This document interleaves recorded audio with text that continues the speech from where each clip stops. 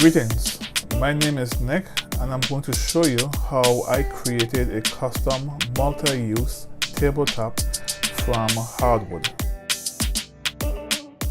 I went to my favorite hardwood supplier and picked out a few natty alder boards. Once I got the wood home, I let it acclimate in my garage for about a week. The first cut I made was on the miter saw. I had an idea of the general dimensions I wanted for the final product, so I cut the length of the boards an inch or so longer than the final dimensions.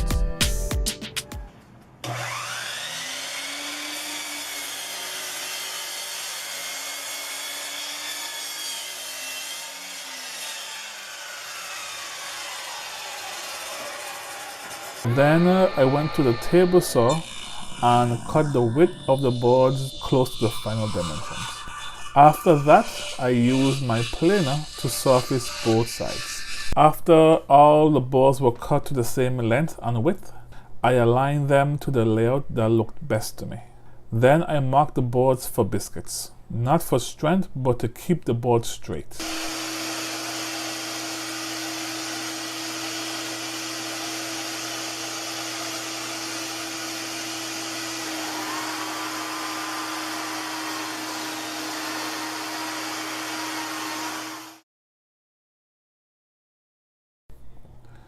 The next step is to glue the boards together. The glue I used was a Titebond 2. I poured the glue over the ends and using an acid brush, I spread the glue for an even coverage.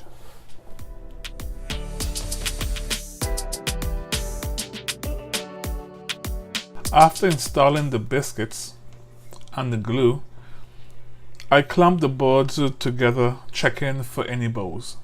I found one, but I think the breadboard end will help fix that. Next, I tried to even the edges so I can add the breadboard.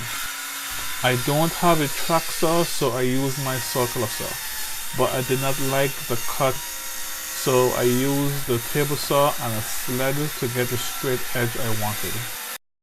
I cut the breadboard to length and added biscuits to keep it straight as it dries. The biscuits also seem to help with the cup in the tabletop.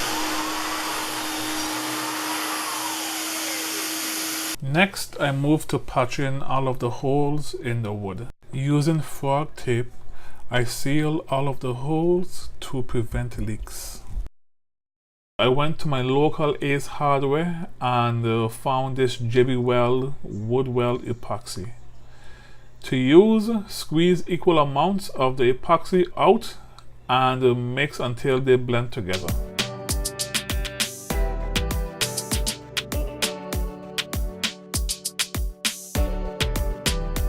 Using a putty knife, I transferred the epoxy to the holes, pressing as much epoxy in as possible.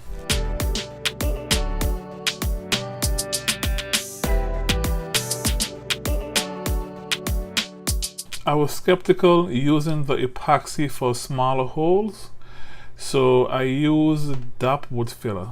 This is already pre-mixed, so I just took some out and filled the holes, squeezing the filler in as much as possible. Once the epoxy dried, it was time to sand. I like to start off with 60 grit sandpaper. So using my random arbiter sander, I removed the excess wood filler and evened out the wood at the joints.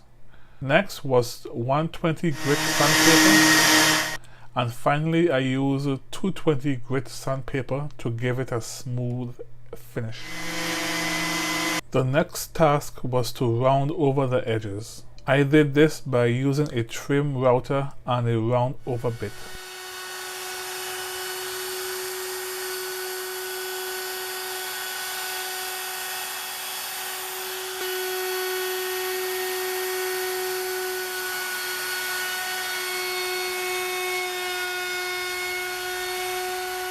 I had to decide on the finish I wanted, so I tested a few of them. Now please note, I am not sponsored by any company.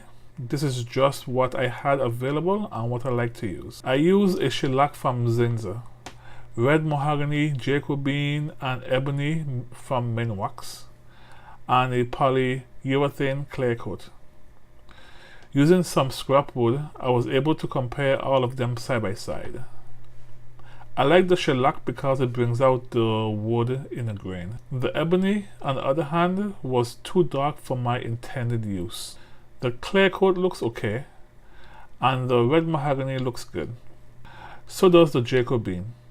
But in the end, I ended up going with the red mahogany.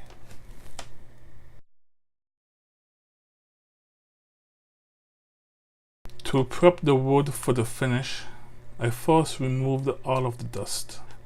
Then I stirred the stain to get all of the dyes from the bottom of the can. You can use a brush to apply the stain, but I wanted to try wiping it on with a sharp towel.